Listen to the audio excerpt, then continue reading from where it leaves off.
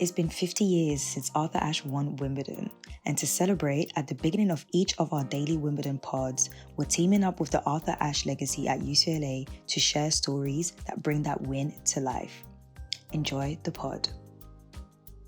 And Arthur also thought about, he had watched players that had given Jimmy Connors tough battles, and there was a guy named Raul Ramirez, good player from Mexico. Mm-hmm. Raul was a junk player. He never hit the ball that hard. He just a lot of spin, little slice, little this, just give a lot of soft balls and stuff. And Jimmy had a tough time dealing with that. Always, really struggled. So Arthur said, I need to implement some of that against Jimmy. And so, so he started giving him a lot of softball, which is not Arthur's game at all. Arthur was a big hitter of the ball, and how he took something that was not his style of play, but he implemented it, and he implemented it successfully. And it was one of the great strategic matches of all times. That obviously will be remembered for many, many years to come. Hello guys, welcome to the Black Spin Global Podcast. I am Lucy. And I'm Eugene. And welcome to day 3 at Wimbledon. It feels like day 43. Wow, already. Oh gosh, just joking guys. It's just that it's been a very long day for us. Obviously, as you know, we are on site giving you daily pods, giving you daily tweets, updates, and everything that you need. Again, also hope you guys did enjoy today's oral histories. Kept it short, kept it nice, from the Arthur Ashe legacy at UCLA to celebrate Arthur Ashe's 50th anniversary Wimbledon win. And also just a reminder, guys, we have released more tickets for our Box Park watch party, Wimbledon watch party. So yeah, guys, make sure that you go and grab some tickets. And Eugene, guess what? What? I have confirmed with them to make sure that they are available to sell some Pims in there. So yeah, guys, there'll be jug of Pims available. The proper Wimbledon experience. The proper Wimbledon way, man. So that. all of our London listeners, please guys, pull up. This is going to be such a great time, a great opportunity to come and watch some tennis with us on Sunday, 6th of July. And it's free, guys. It's free. So just come, Mary, whatever match is on, just come through and we'll be there. Aside from that, and our New York listeners, don't worry, we'll come back to you guys real quick on some stuff. Eugene, how are you? I'm good, Lucy. Like you said, tired. Early start for us this morning. Listen, if the listeners can see how I'm laying down on this chair, I'm using 2 chairs. I'm here just laying down spread out. I'm feeling comfortable. Yeah, so yeah, guys, like it is 11 p.m., but we are here to give you the content and to celebrate the Black players who have done well, even if we had early losses or not. Shout out to the Black players making it through this Wimbledon. Day 3, how you feeling actually? Oh yeah, I'm liking it. Like you said, there's been some indifferent results, but again, it's a really good tennis, like a good level of tennis. Yeah, I feel like for sure, especially from like Keys, who we'll talk about later on, Osaka as well, very impressive. And even defeat. Yeah, for sure. Gabriel Diallo, 5-setter. Again, we'll talk more about that later on. But for me, the level of tennis has been one of the highlights. Even yesterday too, the defeats we had, I enjoyed a lot of the matches. For sure. What about you? I feel the same. It's weird because I feel like last year there was more players. Yeah. But this year we might not have as many players, but the intensity is high. It's not like they're losing very easily. It's not like they're losing to just anybody.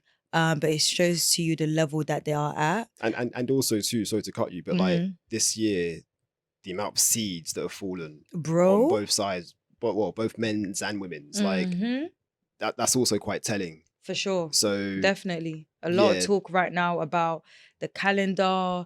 A lot of talk right now about, all the top seeds that are falling. This Wimbledon is definitely a little bit different. Yeah. So, yeah, I don't know. I hope these professionals are going to look into the calendar because, this is a lot.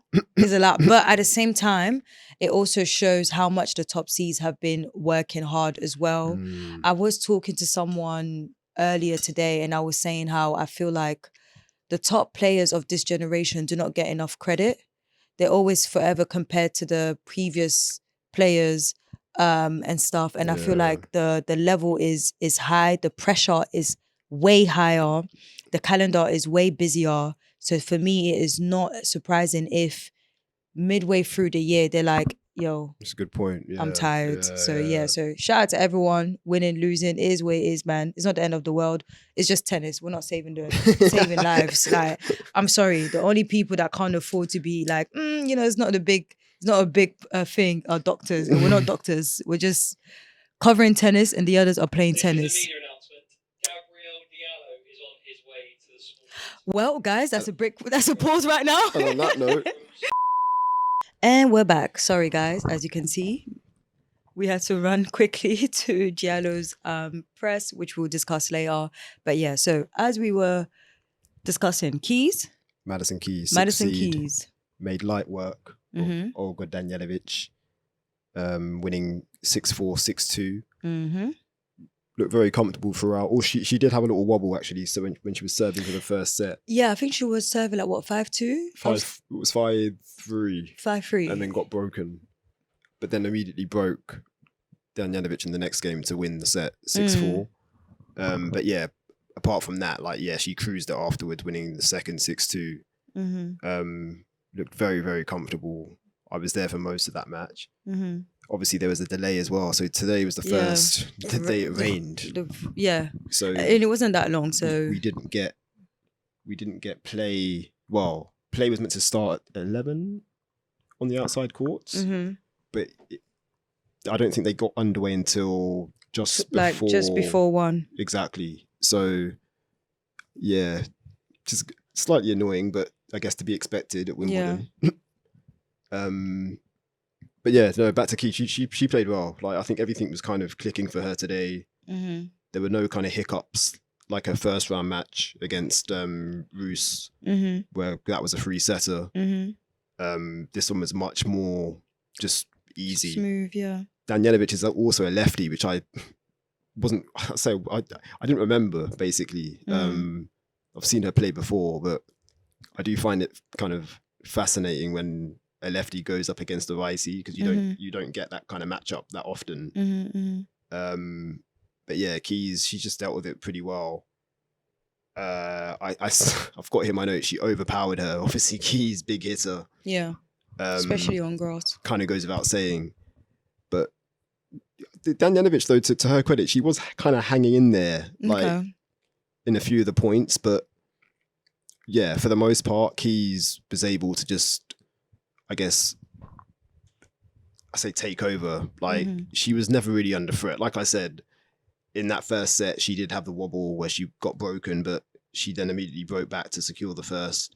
And then, took the second, 6-2. So she'll now face Laura Sigmund, the German, in the third round. Yeah. After Sigmund upset the 29th seed, Leila Fernandez, in straight sets. And that was a 6-2, 6-3 victory for Sigmund. Keys did talk about facing Sigmund, and this is what she had to say. She's always a tricky player. I think she's super crafty, so I think grass highlights that for her. And I think kind of all of her tangibles become even more of a weapon. So definitely going to have to be prepared for that. And you just kind of know that you're never really going to get the same ball twice. So if you go out looking for any sort of rhythm, you're not going to find it. So I think just kind of knowing that going into the match is half the battle, and then just having a really solid game plan on how to kind of approach each kind of individual ball that comes at you. So yeah, very interesting. Like, I think players, they kind of know, they've both been on tour for a while now. Yeah. So she seems prepared for it. Yeah. Like, I think it will be a good match. How do you think it's gonna go? Yeah, I think I'm pretty confident Keys is gonna come through. But she did say that she's expecting kind of Sigmund to throw in like a lot of junk. Like, she's not gonna get the same ball twice. Like, and if you remember, I remember Sigmund versus was it Coco Gauff at the US Open. That was a bit of a scrappy affair. So I don't think it's going to be like that Wimbledon for Keys. Yeah, I'm expecting a much more straightforward match. And I'm going to say straight sets again. How do you see that going?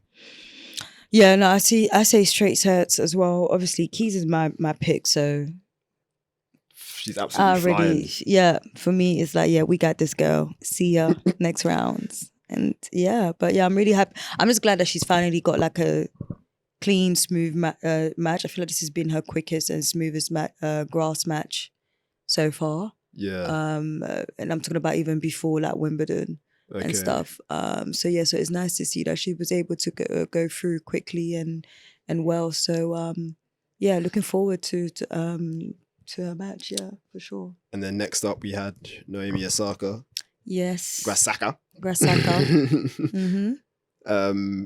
Again, like another like encouraging performance / win. Mm-hmm. I did not see this coming in terms of like how comfortable she was, because then this was a straight sets win against. You kept saying that. Yeah, because Katerina Siniakova, she's a doubles world number one. Exactly, but the thing is with Katerina, she's a better doubles player than a singles player. But also, she's also the ladies doubles champion here. Like, so she knows how to play on grass. No, I get all of that, but she's in general, like not even just in grass, but literally in general, she's actually like way better in doubles than single, and that's why I think I said it on the last pod as well with Osaka. That's why I was really hoping that it would be a thing where she won, because I knew it would have been easier for Osaka to deal with her game rather than Qinwen Zheng. Yeah. But obviously, I'm not saying Siniakova beat her at the French.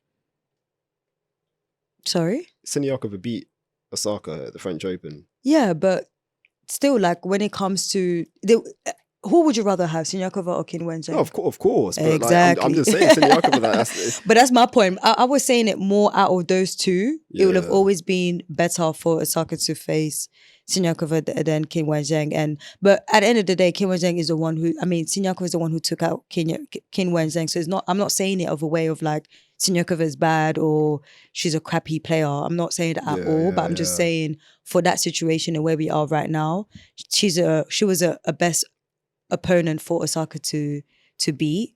But I think to kind of counter that, on going by Osaka's form, mm-hmm. I feel like she would have beaten Zheng. I'm not saying she wouldn't have, but it would have been probably much tougher. Like probably be a 3-setter or maybe like a tie break or something. Do you get what I mean? Like I feel like it would have been a little bit more difficult. But either way, she won the match and she's through her third round for the first time since 2018. Yes. So she won in straight sets, 6-3, 6-2. But that match was pretty good. She even broke first. Siniakova broke right back. Osaka took the chance again. But like she won like the first set with like 2 out of 4 break points, and she did really well. What's funny is that her stats were better for the first match versus the second match. Okay. But she looked more comfortable in the second match, which was really interesting. And it goes back to my thing about tennis. Stats are never enough. You actually have to watch the match. Yeah. Because if you see both of them, you'll be thinking, her first match was way better. Exactly. So that was really interesting. But she was very comfortable. Siniakova was struggling with she was struggling to return to Osaka's serves. Okay. So like even though Osaka's first serve points were higher, slightly higher, on the first match, the way she was taking it was making it more difficult for Siniakova to return those serves. She was also more in control on the longer rallies as well, which was nice to see. That is good to see. Yeah, exactly. Yeah. So she was just really, really good. And again, I feel like I won. I'm gonna go back and try and find some old tweets of me talking about Osaka on grass, because I've been saying it. I don't want to make it seem like I don't want people to think that I'm saying it because she said it. That's not what it is, guys. I've always felt like it's just been grass, and she's also, even this press conference, she's talked about it a lot actually. Like a lot of time, like she said it, like, I really feel like I'm really good on the surface. And here's actually one part where she talks about it. What's ironic is like at the beginning of the tournament when I did my press, I don't know who asked me this, but basically it was a question about like my first time playing on grass, and then I had a solid thought about it, and I realized like when I was younger I had no fear, and I think when you're young you fear nothing, and that's one of the really cool things about it. But I don't know, with age fear kind of crept along and I guess paralyzed me in a way. So now I'm kind of just getting over that and trying to spread my wings on grass, and I think it is working, and I think I am moving pretty well. And yeah, I just hope that in years to come, and hopefully this year, I can do a lot better in this tournament. Fear gone, or is it still a process to exercise the remnants of the demons? Actually, like, I'm pretty comfortable moving on grass. Like, it kind of reminds me of hard court, like a very different hard court, of course, but I quite like it now. I like when she said about, it was a very short answer, but she said she kind of feels like grass is like hard courts. Yeah, you're right. I just want to make sure that But I'm saying I want to just say that. Oh, okay, cool. So you go on, go. Yeah, it's I like the well, reading her transcript, and obviously we just played a part from the actual press conference, but I liked when she said that she kind of sees grass like a hard court. Mm-hmm. Find that quite funny, and like if anything, I'd be quite worried as well. Like if I was a WTA tour player, thinking, "Oh, hang on a minute, Osaka now sees grass as hard." Like what? That's funny. Yeah. I mean, for me, do you know what's obviously I don't. Oh well, spoiler alert, guys. I don't play, but as someone who doesn't play, in my head, I actually feel like grass and hardcore is kind of the same. It's weird. Like I've grown up thinking. I can tell you they're not. You see, this is how you know that I do not play. I've played. Although it's, to be fair, if you were to play you do get some quick indoor hard courts that kind of play like grass because the ball stays low. I mean, it's not even just that. When you think about, aside from Nadal and even Alcaraz, when you think about a lot of the great grass court players, think about their hard court game as well. Yeah. Like it really translates well from Federer to Djokovic to Serena and Venus, and do you get what I mean? Like a lot of them. But I think all those names you mentioned though, they were like. I need to think of recent names. They're the most complete players of all time. True. True, but still, it's not like they've had, like, for example, Federer and Serena and Venus, clay wasn't really like their greatest thing, but... Still won titles on clay, though. Or Serena and Federer. I know, yeah. But what my point is, basically, when I think about those, is that I feel like they tend to be great at both of those surfaces. No, I hear you. And I think maybe because of the calendar, you probably don't see that translation. Like I'm curious to see if grass was right after a hard court, the difference it would have been if it was clay right before. Yeah, like so as in like if hard court, yeah, exactly. After the Australian, exactly. That's a great shout. Exactly, that would completely mess up everything. That would be so interesting. Like maybe that's something they should like consider. I think they should, but people will throw a tantrum if you take away clay from them. Mad. But I'm really excited for Naomi Osaka for sure. Yeah. It's really nice for her to go through that third round, and also it was her daughter's birthday. So a massive shout out to her, 2 years old, the crazy. Happy birthday. I think we're gonna see her face on her documentary. Oh really? I think so, because she said the documentary is about motherhood and stuff. So if that's the case, that means she's showing it at her own term, and that's all that matters, really and truly. So she faces Anastasia. You pronounce the last name, please. Pavlyuchenkova. There we go. I think that who took out the 31st seed Aisling Kruger in straight sets. So another upset. So how do you feel about that match? It's a good matchup, I think, for Osaka. But again, I think Kruger also would have been a good matchup. Like I feel like Osaka's going to make second week. Wow. Yeah. Wow. I've said it. Okay. I feel like she even said it in press. Like she feels more comfortable on grass. this was her first time getting back-to-back wins as well since, well, pre-French Open. Mm-hmm. Obviously, she had the run in St. Malo where she won the title, Mm-hmm, and then won a few matches in Rome. So confidence is like, it's building again. And like I feel like with Osaka, when she's confident, that translates in terms of how she plays on the court. And like, she's picking up good wins. Yeah. So well, they haven't played against each other in a very long time. The last time they played against each other was 2021. They've only played each other on hard court. The head-to-head is 2-1. Yeah, 2-1 to Osaka. So it's going to be interesting how, you know, they will face each other on grass.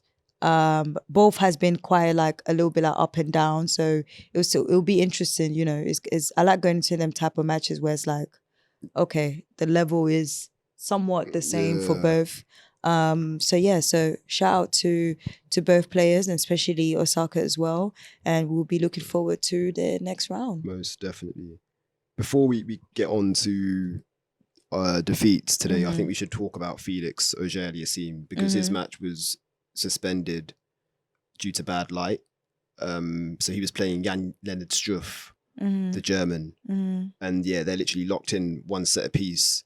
But yeah, they had to stop due to bad light. And I actually think Struff wanted to continue. Okay. Because yeah, he just won the second set to level the match. So momentum is with him. But yeah, that match will now be completed on day 4. On court 18, I think it was being played. And yeah, Felix looked good. Like first set, took it quite comfortably. I think it was Struff went up early break in the second. Felix broke back, and then it went to a tie break.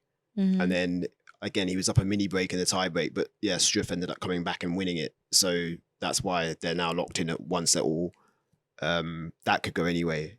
But I'm expecting Felix to come through because I want to see the third round against top seed Carlos Alcaraz. He's not top seed, sorry, he's the second seed. But I want to see that matchup desperately. It's gonna be interesting for sure. So yeah, we look forward to seeing Felix hopefully get that W on day 4. Now defeats, Lucy. Yes. Where are we starting? I think we should start with Francis. Okay. Big foe. Big foe, yes. 12th seed. Lost to the Brit. Cam Norrie in 4 sets. Tiafoe did win the first set. 6-4. And then yeah, went on to lose 6-4, 6-3, 7-5, sorry, in the 4th. Tough one. I thought the crowd played a massive part, and as you would expect. Yeah. Cam Norrie being British. This is Wimbledon. But he also, and again, this is something Cam Norrie doesn't usually do, but obviously it's understandable why he's doing it because he's playing Wimbledon. He was getting the crowd involved a lot as well. So like encouraging. Well, yeah, like they were giving him energy and he was feeding off of it basically. Yeah. You were on court. In terms of the match at the first set, like Francis played well. I did feel like I was expecting the level from his first match. So like from day 1, like Monday. Yeah. It was just about the same with the first set. And right after the first set, like the level kind of like dropped. And I think Norrie must have noticed and he took advantage of that. Yeah. So yeah, there were moments where it was a bit tight as well. They had like really pretty intense like games. I remember at one point, like on the second set, like 5-4, it was pretty intense, you know. And Francis was actually having a lot of issues with his serve. And that's what actually costed him that second set, for instance. Literally, Norrie broke him. Norrie didn't have any break point till that 5-4 in the second set. And the second that Norrie broke him there, that's when things really changed even more. But even before that, anytime like Norrie was up, like just at 30, literally Francis would like get up and just switch it up. But I think once he caught up, and as you said, once he felt the momentum and felt the crowd as well, it definitely boosted him up. And for me, it was interesting because whenever Francis play, he always gets a crowd behind him. Like even when he played Alcaraz last year at centre court, he had a crowd behind him as well. Incredible. But yeah, like it was just, it's weird is that although Norrie obviously won the last 3 sets, at the beginning of each of those games, it was very tight. Yeah. It kept being tight. It's just for some reason, Francis was just having issues with breaking any of those points. And then also him at times having troubles with his serve. That was also costing him. But yeah, I was really looking forward to him going far. Definitely. Especially with the way that he played. The first day he played really well. I do want to say though, and this is no disrespect to Elmo Muller, but like, yeah, Norrie it's a different level. Like, No, Norrie. Yeah, Norrie's a different level, but I still think the things that he pulled on Monday, I don't think I personally don't feel like I really saw that today as much. But that's my point, because I think Norrie is a better player. Like, so he wasn't able to. I personally see. I think that's where I kind of disagree. I don't think it was just. I'm not saying that for me personally, anyways. I don't think it was just that. I think it was a mix of two. Like, yeah, Norrie played well. I mean, even Francis himself said that, he was serving some serves that he never served before. He was doing some things that he never did before, which is why I even said to myself, that's why I said, okay, if he's playing the way he played on Monday, he's winning this either in straight sets or in 4 sets. Like literally how the match went for Norrie is how I expected the match to go for Francis, mainly because of Norrie's level and also because of the way Francis played that first round, and Grand Slam he's popped up and so on. So it does throw players off guard when a player is on job like out of nowhere. So I definitely understand from that aspect, but for me personally, I do think that if he had the level from that first match, whether Norrie was playing as well as he was doing now or before, I think he definitely would have won that match. I don't know if how many sets or how he would have done it, but I think it definitely would have been different. But yeah, obviously this wraps up. He's had an interesting type of European, season. And yeah, he was actually asked about that, about, how he's it was a pretty good level, how he's feeling, and especially going into the season where he thrives at the most and is the most important for him, going back to the US. And this is what he had to say. Yeah, obviously extremely disappointed right now. But I mean, I definitely like the way I still played. I thought I competed really well. I had much higher hopes here for Wimbledon. Wanted to do really well at Wimbledon, but it happens. But I'm so excited to get back. First time I was back home, DC. And yeah, I had a great summer last year, so I plan to do the same in the U.S. swing. So we'll see what happens. But right now it's obviously tough to look to that right now. So yeah, I'm looking forward for him to go back to America. I mean, and I know he is too. Yeah, definitely. And last year, it was the same thing.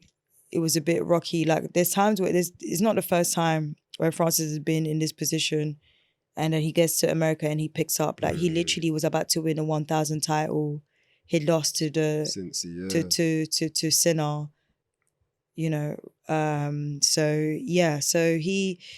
I'm looking forward to his hardcore season. He probably needs something like that to pump him up again. It's similar to Coco as well. Like the fact that he's an American, it's an early exit, which is disappointing. But now he can go back to the States, have a bit of a rest, and then get ready for exactly the big US hardcourt swing. And to kind of go back to what he said as well about the kind of European run, including Paris, obviously. It's first time reaching the quarterfinals at Roland Garros. Yeah, exactly. Pretty good going. Yeah. So of course, Wimbledon second round exit is tough, but we've got to look at the positives. That's what we do here. And yeah, I feel good about Tiafoe in terms of where his game's at. Mm-hmm. Knocking on the door, the top 10 again. That will take a hit after obviously Wimbledon points dropped from last year. Yeah. But he's in a good place. Yeah. So yeah, we look forward to seeing him in the US hard courts. Yeah, for sure, yeah. Next defeat, Jasmine Paolini. Jazzy, 4th seed, last year's runner-up. Mm-hmm. She lost in 3 sets to Kamila Rakimova. This is a tough one, Lucy, because the first set she cruised. She did. Won at 6-4, started the second pretty well. But to Rakimova's credit, she picked up her game. And that kind of threw off Jasmine, and she kind of alluded to that as well in press, saying how her concentration levels were in and out, throughout sets 2 and 3, and she didn't really know why that was the case, which I thought was an interesting insight. And watching the match, you kind of did see that as well. I don't know, it just felt like she wasn't fully focused, and I don't know what the reason was. To be fair, and I don't want to take any credit away from Rakimova, but yeah, I do. Do you think she was in her head a lot? Maybe in terms of remembering that she has to defend. Because again, that's why I asked her as well, in the press conference. But just to talk about the match a bit more, I feel with her kind of the level that we kind of expect now of Paolini. Obviously, she expects that from herself because she knows she can produce it, and she has produced it at a consistent level. Yeah. But for whatever reason today, it just wasn't there. And again, you're entitled to have an off day. It's completely fine. But it did seem a bit strange. But then it's also kind of in keeping with what we said earlier about the amount of seeds that are falling. She is now, I think, the top 5 women's seeds. Yeah, they're all have gone. Yeah, literally. I think Sabalenka's the only one. So yeah, Coco. Yep. Just Pegula. Yep. Jasmine Paolini. Yeah. Zheng Qinwen. So it's 4. Iga. Yeah, Iga's still It's about. 4. It's 4. 4 of the top 5. That's insane. Very. But again, it goes back to what we were saying again about the scheduling and the kind of, there's such limited time between clay and grass, and players are kind of in a catch-22. Do I play a tournament? Do I rest? Do I? Yeah, exactly. So it's tough. It's really and really every tough. player is different. There's some players that feel like it's best for them to not play. There's some players that feel like it's best for them to play. And a lot of times they don't even know. Exactly. There's not enough time for you to test it out. I think, like you said, the biggest takeaway, well, for me anyway, this year's Wimbledon, concerning the top seeds, the top players, I feel like a lot of them are going to look at their scheduling next year and change it up. Yeah, and basically switch things around because obviously they're not pleased with how things have gone at Wimbledon, and it's it shouldn't really be a surprise to anybody, considering how tight things are. So, but yeah, I feel like a lot of players are saying the same thing, that I'm going to look at maybe how I schedule things next year and maybe look to do things a bit differently. So it's that's not a coincidence, basically. Of course, which is what I'm trying to say. I mean, the signs were even there before even Wimbledon. I've said this plenty of time. HSBC championships. Look how many of the men were dropping. At Berlin, it was stacked, but look how many of the women, lost early. Even HSBC championship as well. No discredit to Tatiana and Maria, but I'm pretty sure a lot of them did not think that she would be winning, and she deserved it. She was playing really well. Them drop shots and them slices were throwing everyone off. Then she got clipped first round here. And she got clipped. See, exactly. Do you get what I mean? So all the top players, everyone that made it the second week, it was a lot on them and stuff. But with Paolini, we need to keep in mind, she has been playing like crazy. Yeah. And I know you guys don't care about doubles, but she's been playing like doubles as well. And doubles, not like she's losing first round. She's winning titles. She's winning titles. And she's not winning small titles, bro. She's winning 1,000 titles. She won the Olympics. She won slams. She's been doing a lot. She's been doing a lot, but I want her to actually rest. I remember even US Open at the end. I remember her last press conference when she lost the US Open. Alicia asked her, like, bro, are you going to be resting? And, like, you know, she was ready to keep going. Because she had Billie Jean King Cup. Yeah, play. exactly. Exactly. That's what I'm saying. So, and, you know, last year was her first breakthrough. So all of this is new to her, again, having to defend, having to go back and do all these things. So, yeah, man, like, at the end of the day I did think I'll put my hands up. I didn't think she would defend her point, but I thought she would make it at least the second week. But regardless, it is what it is. She won the 1000 title like a couple of weeks ago. She's had a good season so far. And you know, she was a little bit injured at the beginning of this season as well. She's got some doubles titles as well this season. So I think her ranking is still good. So it is what it is. I mean, obviously she's going to lose a lot of points, but right now, at the end of the day, it's best for her to rest and get ready for the hard courts as well. It would be nice for her to do great in America as well. I can see it as well. I can see that. Yeah, I can definitely see that. Yeah, but yeah, I'm looking forward to seeing her, you know, chill for a bit. You know, just chill for a bit. It's and, well earned. Yeah, well earned for sure. Next defeat, Gabriel Diallo. Do you know what's crazy? That's match of the day, even though it was a defeat, bro. Match of the day. Epic 5-setter. Epic 5-setter against Taylor Fritz. The number 5 seed. Yes, sir. Involved in his second 5-setter in a row. Don't forget, Giovanni Pechi-Pericard took him to 5. Hey. That was played over 2 days. Taylor Fritz. I got my Dr. Uma hat on. Stop it. Got my Dr. Uma hat on. Stop it. But yeah, Diallo lost to Fritz 6-3, 3-6, 6-7, 6-4, 3-6. What a match, man. What a match. Two different conditions, well, 2 different types of conditions. Because it started with the roof open. And then they had to close the roof because it was getting dark. Yeah, they had to close the roof, yeah. And it was interesting because I tweeted that when I saw the roof being closed, I was like, yep, guys, we're locked in. And, you know, people were trying to say, no, it's good. Like, basically people were telling me it was going to be easier, but very quickly for like Taylor. Stop it. Although Taylor did win the match, clearly, guys, you've seen that it isn't. Diallo is a very great indoor player. Yes, he won his first title on grass, but even him, when I interviewed him at HSBC Championships, he even said himself that he couldn't believe that he actually won his first title on grass. But, you know, his coach is great on grass as well. Has a good like record on there, like good like experience on there and stuff. So it helped him with that, and the way he plays does help. But with this match, it was insane at how, like, if you look at the stats, they're so close to each other. Like, it was insane how close it was. There was a lot of fun rallies. Both have really strong serves as well. And, you know, very big serves. I think Fritz, though, again, he's one of the best returners as well.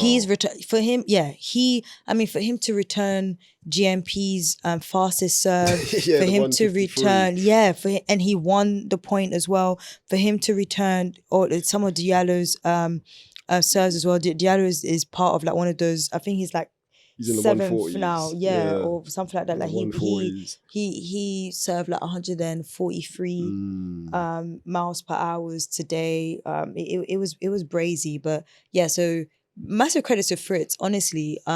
Having to play 3 days in a row, basically. Although, you know, yesterday was just one set, it's still something. He loves it though, man. Fritz, he would play every day if he could. He's that kind of player. Yeah, like, he loves it. For sure. Yeah. But honestly, that match I knew that match was going to 5 sets. Yeah. And I think a lot of people thought it was going to be the opposite. But again, it just shows to you that people were not aware of Diallo, which is fine. You know, we try to tell you guys, but it is what it is. One thing I love about him as well, like the better play, well, the better the competition, the higher his kind of level rate rises. Like he matches what he's competing against. And I think that is, well said. For me, that's something that shows you his ceiling is very high. Very high. Like we're gonna see Diallo cracking top 20 very soon. Oh yeah, and he actually touched on that about like, you know, his confidence and reaching like such milestones and how that's going to like affect him like moving forward, and here's what he says. I mean, yeah, for sure. I think what I did well in my career is I always stayed hungry, no matter how things were looking. I think I still have the same hunger for sure. Like playing a match like this is super stimulating. I had a lot of fun on court, so you know I'm gonna go back, take some time off a little bit, get ready for the hard court season, and yeah, there's no reason why I shouldn't be able to or strive to achieve great things in this sport. And I think the match today proved that I can really do some damage. But yeah, like I love the positive talk. It's weird because he did look sad, obviously, which I can understand. Again, the match was like very, very tight. Like for example, that tie break, 0 break points. No one was close. Everyone was just hitting their serves. They were on point. No one was close to literally break each other on that third set. That was a really good set. And but it was nice to see that. Obviously, you're disappointed and stuff, but he's trying to keep his head high. You know, even when he was saying in his French press, he was already talking about, you know, going back with his team and seeing what he needed to improve and work on. But yeah, like that hunger. You can see the hunger in him. Love it. I think the success of his grass season has made him even more hungry as well, and giving him motivation. He did well in New York last year. Third round or fourth? Was it third or fourth round? Third round, yeah. Third round, and he lost to Tommy Paul. So you know it's not like a small thing. So like beat Artifice en route. Crazy. So I'm hoping this grass season gives him like, you know, that boost and that momentum for him to like continue. You know, you got a title in the bag. You're going head to head with we're talking about Fritz, who's literally seeded like number 5. Like it's not a small player. Yeah. Do you get what I mean? So yeah, nothing to be disappointed about at all. But yeah, I'm very happy. I think one thing that I'm most excited about is him definitely getting more fans. Like the crowd was definitely loving him. He's got good energy. Yeah. They were definitely and he's loving very him. engaging as well. Like he engages with the crowd, which is something I love. Yeah. At one point, you know, the last set when it was pretty tight, he was still like, you know, getting the crowd like cheered up. Sometimes earlier in the match, he was even like still like smiling and enjoying the moment, especially that, you know, he even said it himself during his press. It's not every time you get to play in the number 1 court. Exactly, yeah. So yeah, I was very excited. I'm so happy, honestly speaking, as much as I'm gutted because we could have been like really close, but it's Fritz. We lost to Fritz. It is what it is. But it was a great match. Definitely. It was a really good match. And that's what I kept telling people. I was like, guys, that watch this match. That is actually going to be good. And I think some people underestimated it till they saw the score and was like, oh, okay. So if you are new to Gabriel Diallo, stay here, man. Like he's very, very good, very focused. He's got a great coach. So yeah, I'm looking forward to. And Pat Cash was in his box, sat next to his coach as well. Oh yeah, you said yeah. You guys brought that up. Yeah, funny. That's true. Yeah, see Pat Cash winning. He won Wimbledon in 1987, but he has a good relationship with Diallo's coach. Yeah, so I don't know. Maybe we're gonna bring Wimbledon to Guinea. Who knows? So yeah, a massive shout out to Diallo and looking forward to his hardcore swing. We did have some doubles today, but they did get cancelled or moved because, you know, we had like some delays and whatnot. So none of them were played. So in terms of order of play for day 4, so we have a very exciting, very, very exciting match. Another match of the day. Yeah, for sure. Hailey Baptiste and Victoria Moboko. That's going to be very interesting. We also have the Felix match is going to continue. Yeah. Against Struff as well. We have Ben Shelton and Heiji Carter. We have Monfils against Marton Fucsovic. Yes. I think that's it for singles, It right? is, yeah. So Yeah. just the 3 matches, but then with Felix it's 4. Yes, exactly. So Yeah. yeah, it's literally we've come to that time already where the numbers they're dwindling, Lucy. I don't like that. You don't have that much to cover anymore. I don't like that. I don't like that. But yeah, people like I said, there's still doubles. Even Diallo's actually still playing doubles. I didn't know that. True, yeah. Yeah, Diallo's playing doubles with Bergs, and that's literally tomorrow. Watson and Appleton, as we said. I believe also Parks and Osorio. I think basically all of the double players that were supposed to play today because of the rain delay have been moved to they've tomorrow. moved, yeah. The only additional one I will add is obviously like I said, Diallo, and also Harrison and King. That'll be really exciting as well. And I believe obviously Paolini and Irani. yeah. But yeah, I believe that is it in terms of day 4. But yeah. Good. There was a good day. Like, yeah, we did have a lot of defeats, but yeah, there were good matches though. Yeah, Like for example, even the exactly. Tiafoe and Norrie one. 4-setter. You know, like I said, despite the stats, like it was very tight. It was very good. It was a good match. Same with Fritz and Diallo. Definitely my favorite match of the day. I like rallies, especially on grass. You don't get them as much, so yeah. But a massive shout out to the players, massive shout out to everyone, and yeah, guys, make sure that you stay tuned. Again, our London listeners, make sure you grab your free ticket at Box Park at Box Park Croydon website. I am literally talking with my eyes closed, Stop so it. sorry for waffling. I feel like my voice is even going right now. Let's wrap it up. So Let's wrap this up. yeah, thank you guys for listening. Hope you enjoyed the pod, and we'll catch you at day 4. Take care, guys.